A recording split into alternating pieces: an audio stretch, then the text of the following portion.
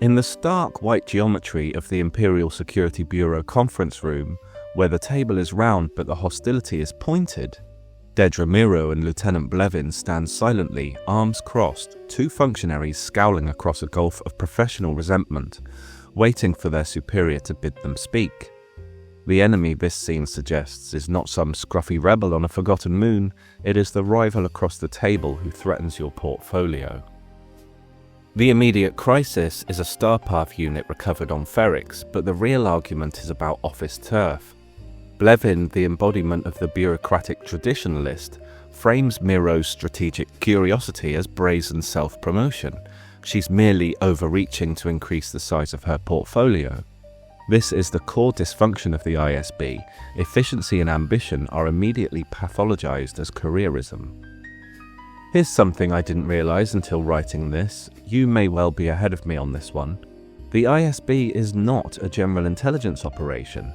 I'd been kind of running on this assumption that it was until now, but it isn't. The Empire has one of those, usually referred to as Imperial or military intelligence. For example, Director Krennic is an MI.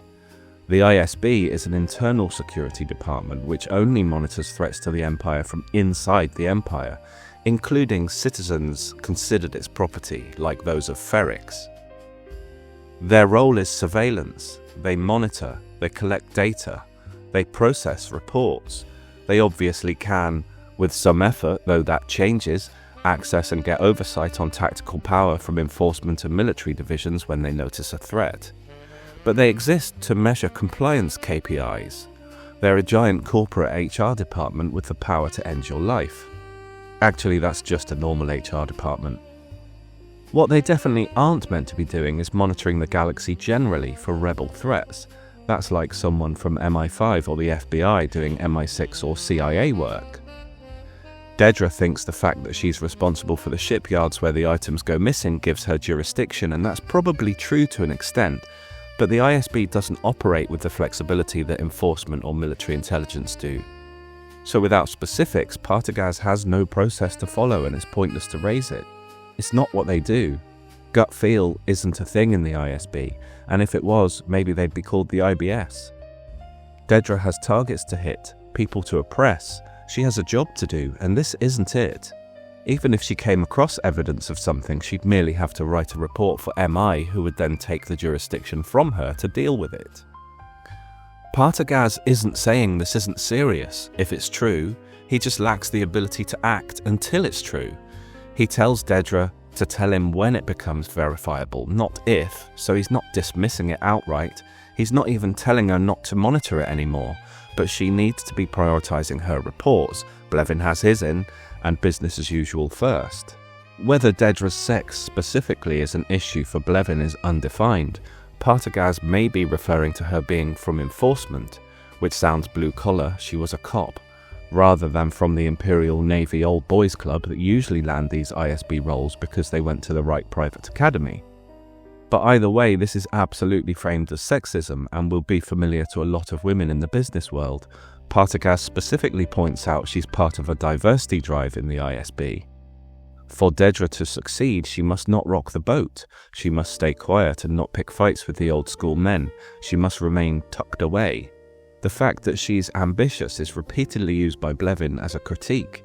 Ambition? How very dare she? Her ambition is tolerated by Partagaz, but only on the condition of flawlessness and absolute results. I do have a question as to what made Dedra associate the Starpark unit theft with Luthen's rebellion when it had nothing to do with him and was Cassian's work alone. Maybe it's just because it happened to be the kind of equipment that Luthen was organising to have stolen. But for all we know, Cassian's done a number of these other jobs in the past for Luthen. He'd never met or spoken to him before, but Cassian never gave the impression he'd never traded with him via Bix in the past, when he asked her to set up an urgent sale to him. She said she saw patterns in the equipment stolen and the methods, so maybe Dedra's noticed Cassian's footprints as well as Luthen's here. The scene ends with Partagaz condescending to Dedra under the pretense of giving kindly mentorship. He doesn't care about her fierce intelligence, the pattern recognition skills, her brilliance as a detective. He cares about her cruelty as productivity, her excellent detention numbers. Dedra isn't rewarded for her strategic insight, she's congratulated for her brutality. The ISB's bottom line isn't security but quantifiable terror. This of course raises some questions. Even in an authoritarian state, detention usually isn't its own goal. He didn't praise her crime statistics, only her detention ones. Keeping large numbers of citizens detained is expensive and not particularly desirable, unless the Empire's up to something. To finish out this scene, let's take a moment here to realize if the ISB had gone all in on finding Luthen, those plans never get stolen, and who knows whether Luke Skywalker would have meant anything in that scenario. Dedra's a thwarted goddamned authoritarian hero, but instead of rewarding her, the Empire puts her on report. And it's a testament to the writing and Denise Gough's performance that somehow we still kind of feel for her when she has to do something I, and so many of us, can identify with so very strongly. Go to work with a bunch of assholes every day.